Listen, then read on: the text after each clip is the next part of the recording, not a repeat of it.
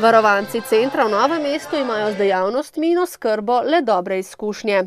Njemu zelo, da mi zjutraj rečem, ker ne mora ostati, kapal ne gremo, ne ostane, takoj pa gre.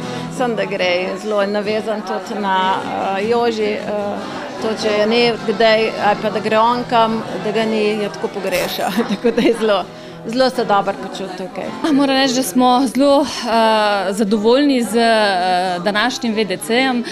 Hčera je 22 let stara, zelo dobro se je vključila tukaj, ima svoje kolege, zelo veliko se udeležuje tudi teh dejavnostih, ki jih Zveza Sonček ponuja, tako da mislim, da je srečna tukaj.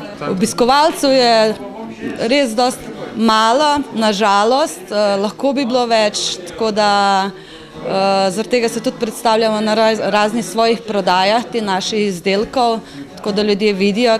Trenutno največ svojega časa posvečajo izdelavi voščilnic.